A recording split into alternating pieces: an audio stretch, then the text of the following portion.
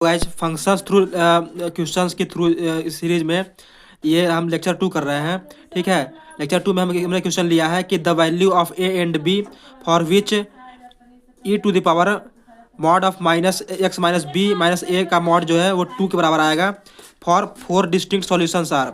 ठीक है, जिसके लिए हमें 4 अलग अलग सॉल्यूशंस आए। किसके वैल्यू के लिए? इस मॉड के e to the power mod of x minus b minus a के मॉडुलस के लिए, इसको 2 के लिए 4 डिस्टिंक्ट सॉल्यूशंस आए। ठीक है, तो हम स्टेप 1 क्या करेंगे, कन्वर्ट करेंगे इस मॉड्यूलस को। ठीक है, मॉड्यूलस जब मैंने ओपन किया तो क्या आया, इसका या तो मॉड्यूलस होता है पॉजिटिव वैल्यू देगा +2 देगा या फिर -2 देगा, दो वैल्यू देता है मॉड्यूलस। ठीक है, जब मॉड्यूलस ओपन करते हैं तो पॉजिटिव वैल्यू देता है, नेगेटिव वैल्यू देता है।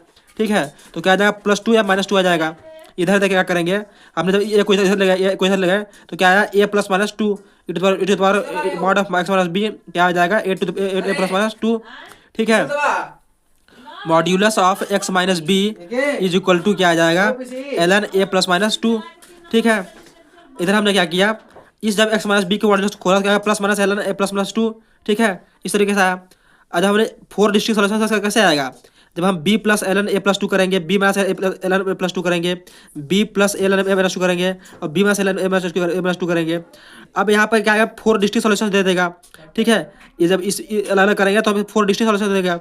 ठीक है, एक्स की वैल्यू की वाली आई, एक्स की वैल्यू की वाली आई, एक्स की वैल्यू की वाली आई, एक्स की वैल्यू की वाली आई। ठीक है, तो इसमें क्या आया, 4 डिस्टिंक्ट सॉल्यूशंस आए, जिसमें क्या गया कि a + 2 is greater than 1, a - 2 is greater than 1।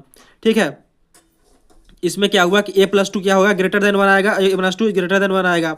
ठीक है, इसमें क्या हुआ कि जब हमने देखा कि a + 2 ग्रेटर देन 1 क्यों हमने रखा है यहाँ पर, क्यों रखा है, क्योंकि अगर a + -2 less than equal to 1 आ जाएगा, क्या हो जाएगा, ln 1 क्या था, 0 जाता है, ln 1 0 जाता है, तो ln 1 0 आ जाएगा, तो इधर क्या आ जाएगा, b आ जाएगा, a भी b आ जाएगा, a भी b आ जाएगा, a भी b आ जाएगा, तो हमको डिस्टिंक्ट सॉल्यूशन प्राप्त नहीं होंगे। डिस्टिंक्ट सॉल्यूशन हमको मिलेंगे नहीं अगर ln क्या होगा, 0 हो गया। और अगर ln में हम निगेटिव 0 छोटे वैल्यू डाल देंगे, 0 डाल देंगे या फिर 0 छोटे वैल्यू डाल देंगे, तो क्या जाएगा, ln में क्या हो जाएगा, a + 2 अगर हम निगेटिव वैल्यू डाल देंगे फिर 0 वैल्यू डालेंगे तो ln एक्सेप्ट ही नहीं करेगा उस वैल्यू को। ठीक है, इसलिए हमने क्या लिया कि a + 2 जो होना चाहिए वो ग्रेटर देन 1 होना चाहिए। ठीक है, a + 2 क्या होना चाहिए, ग्रेटर देन 1 होना चाहिए। इसलिए हमने क्या किया कि a + -2 को हमने a less than 1 equal to 1 नहीं लिया, क्योंकि हमको डिस्टिंक्ट और फाइनाइट सॉल्यूशन चाहिए। हमको क्या चाहिए, डिस्टिंक्ट और फाइनाइट सॉल्यूशन चाहिए। इसलिए हमने क्या किया, a + 2 ग्रेटर देन 1 किया, इधर a - 2 ग्रेटर देन 1 किया, इधर क्या हुआ, a ग्रेटर देन -2 + 1 मतलब a ग्रेटर देन -1, इधर a ग्रेटर देन 2 + 1 मतलब a ग्रेटर देन 3 आया।